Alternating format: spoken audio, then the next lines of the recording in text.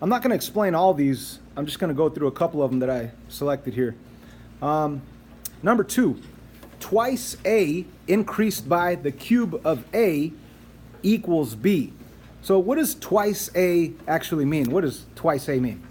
2A. All right, so let's write down 2A. That means 2 times A. That's twice A. Now, increased by. So if you get your age and you increase it by 2, what are you doing? You take your age and adding 2 to it, right? So right here, we're increasing by, which means you're going to add. And what are you going to increase by? The cube of A. It's going to be A to the 3rd power. That's a cube.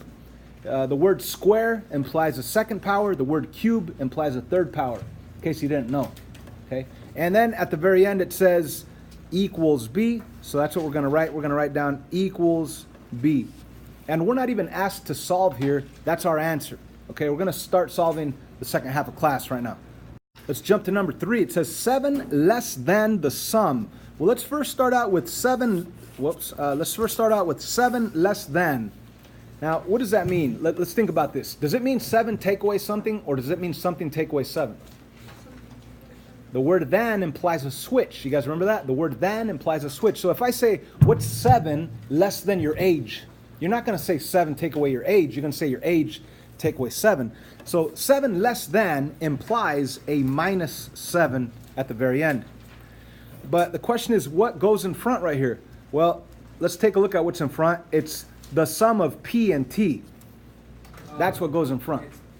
What? The sum of P and T. It's going to be P plus T. Now, if you want to have it as the sum, you better put parentheses around it, just to be sure, just to be safe. It's actually unnecessary, but it's better to put parentheses around whenever you see the word sum, because they want you to find the answer to that addition problem and then subtract 7 from it. Okay, so 7 less than, there it is, less than what? Less than the sum of P and T. And then you go for is, that means equals, as much as 6, equals 6. And that's it. Could somebody flip the paper over and make sure that they use the parentheses back there? Maybe they didn't. They did? Cool. Yeah, because the word sum implies that you're going to do that addition problem first. Okay? Moving on, let's skip around. Let's go to number 5 here that I circled. 4 times the sum of F and G is identical to 6 times G. All right, well, let's first start out with the words 4 times. That's easy. That's 4. You could put a dot if you want.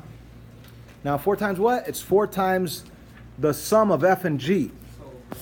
Open up some parentheses. Inside the parentheses, what do we put? F plus G. F. Whoa, that's not F. That's ridiculous. My finger went crazy right there. Okay, so 4 times the sum of F and G. The sum is add. So we have F plus G inside parentheses.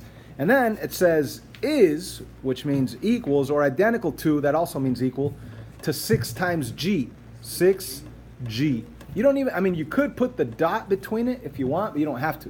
You could just leave it 6G. What do you guys think? Are you going to be ready for those types of questions as the beginning part of the Quiz Friday? Excellent. Okay. Let's do, I don't know, pick one. 7 or 9? We did the odd ones. 7?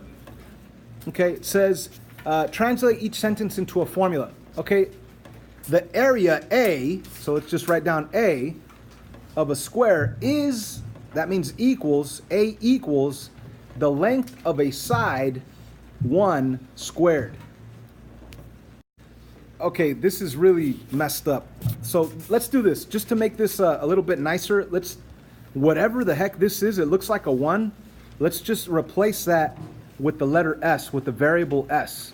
Okay? We're going to say that the side is the letter S. Okay?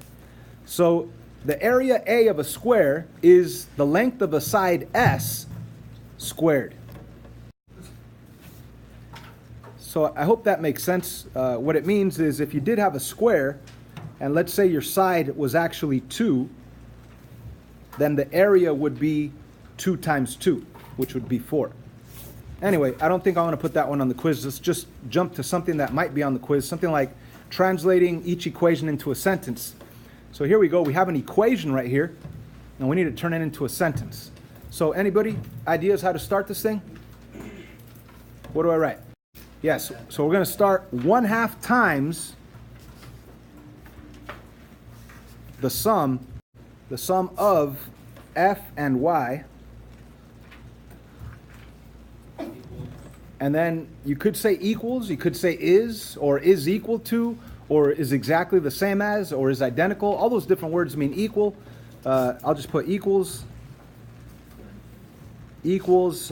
what? F minus 5, right? But there's other ways of saying it, and we need to know all the different ways of saying it, because I might throw that multiple choice type question at you where it has a bunch of different ways of saying it. So one way of saying this would be F minus 5. A more interesting way of saying it would be the difference of F and 5, the difference of F and 5. Or you could even say 5 less than F, because that would imply a switch, yeah? I want to go with 5 less than F. But then again, I want you guys to be fluid with this. I want you to know all the different ways of saying it. It could be F decreased by 5, F minus 5.